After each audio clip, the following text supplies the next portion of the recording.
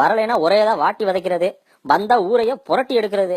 இதுதான் நம்ம ஊர் பருவமழையோட வழக்கமா போச்சு. இயற்கை தந்த இந்த வரத்தை இன்பமா வரவேற்க வேண்டிய நாம துன்பமா கடத்தி கொண்டிருக்கிறோம். குறிப்பா தலைநகர் சென்னையில ரொம்பவே கஷ்டப்படுறாங்க. ஆளுங்கட்சி எதிர்கட்சின்னு மாறி மாறி அரசியல் குற்றச்சாட்டுகளை அள்ளி வீசி மழையையும் ஹாட் டாபிக்கா மாத்திட்டாங்க. சரி, எல்லாரும் சீரியஸா இருந்தா யார் தான் சந்தோஷப்படுத்துறது? துன்பம் வர்ற நேரத்துல சிரிங்கன்னு சொல்லியிருக்காங்க. அதுக்காக தாங்க ஒரு சின்ன முயற்சி. சென்னைனா சாதாரணமான ஊரா? வீர தீர சாகசங்களை செஞ்சு மக்களின் கைதட்டலை வாங்கும் நம்ம நடிகர் பட்டாளங்கள் வசிக்கிற பகுதியாச்சே.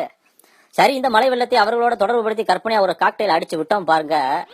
பிறந்த அடுத்த நொடிய பிளாட்ஃபார்ம் டிக்கெட் கூட வாங்காம ரயில்ல பயணம் செஞ்சு பச்சை குழந்தையா ஆழமான ஏரியில மிதந்து வந்து நம்ம சூப்பர் ஸ்டாரு பஞ்சு டைலாக்கு கூட கொட்டு மலையில தாங்க நினைச்சிட்டு வருவாரு.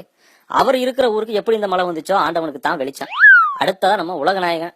அந்த காலத்திலேயே டபுள் போட்ல நடுக்கடலுக்கு போனவரு, தசா அவதாரம் போட்டு ஒரே சுனாமிய பல வேடங்களில சமாளிச்சவரு, தண்ணியை வச்சே பல்லாயிரக்கணக்கான உயிரை காப்பாத்தினவரு. அவருக்கு விஷயம் தெரியறதுக்கு முன்னாடி இந்த மழை கெட் அவுட் ஆகுறது அதுக்கு நல்லது. அடுத்ததான் நம்ம தலை. அந்த உப்பு காத்துல எங்க மக்களின் ஓலம் இப்பவும் கேக்கும். கரமண்ணு நெஞ்ச பொழந்து கிடக்கும். கற்பு கரைசி அகலிக கல்லா போன மாதிரி என் கிராமமும் மண்ணா போச்சு. ஒரு கிராமமே கடலில் மூழ்கி உயிரை விட்ட போதும் தனியாளா பிழைச்சு வந்து பாதிக்கப்பட்டவங்களுக்கு போராடினவரு. ஒரு கிராமத்திற்கே அவ்வளவு ரிஸ்க் எடுத்தாருன்னா தான் வசிக்கிற நகரத்துக்கு ஒரு பிரச்சனைனா சும்மாவா விடுவாரு? இப்ப வரப்போறது நம்ம இளைய தளபதி. பாசத்துல 10 தாய்க்கு சமம், பலத்துல 100 யானைக்கு சமம், வீரத்துல 1000 வேங்கைக்கு சமம், விவேகத்துல 1,00,000 சாணைக்கியனுக்கு சமம். அவன் எங்களுக்கு வேணும் ஐயா.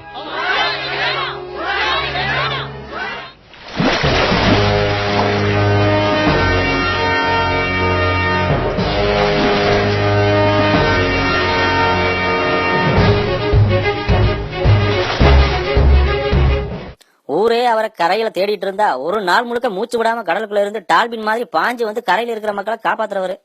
கவலைப்படாதீங்க, சென்னை மக்களையும் சீக்கிரமே காப்பாத்துவாரு. அடுத்ததா நம்ம சியா விக்ரம். தவறி தண்ணுக்குள்ள விழுந்த ஒரு பெண்ணையே தன் உயிரை பணையம் வச்சு காப்பாத்தினவரு. நீங்க யாரும் இவர்கிட்ட ஹெல்ப் கேட்கலன்னு நினைக்கிறேன். அவர் டண்டனக்கான்னு சொன்னாலே மழை தானா போயிடும். இவர் ரொம்ப முக்கியமானவரு. அடா அதுதாங்க நம்ம சிங்கம் சூர்யா. மர்டர் பண்றதுக்கு கூட குளத்துல மூச்சை பிடிச்சு மூழ்கி போறவரு. ஒரு குடும்பத்தை காப்பாத்த விடிய விடிய மலையில ஃபைட் பண்றவரு. அவருக்கு இந்த புயல் எல்லாம் புஷ்வான மாதிரி. அநேகமா அவர் ஊர்ல இல்லைன்னு நினைக்கிறேன்.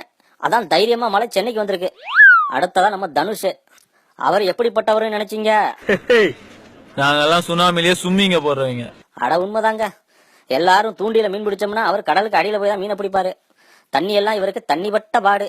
இவர் ஒரு ஆள் போதுமே ஒட்டுமொத்த சென்னையும் காப்பாத்த. இது நம்ம தம்பி சிம்பு. தம்பிக்கு மலையை பார்த்தா டூயட் பாடுற ஆசை வந்துடும்.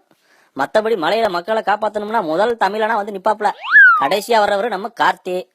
ஊரே மழை வரக்கூடாதுன்னு நினைச்சா இவர் மட்டும் மழை வரணும்னு சாமி கும்பிடுவாரு. அப்பதானே ஸ்டெப்பு போட முடியும். தம்பியை காப்பாத்த கூட்டிட்டு போனோம்னா அங்க நின்று டான்ஸ் ஆடுவாப்ல.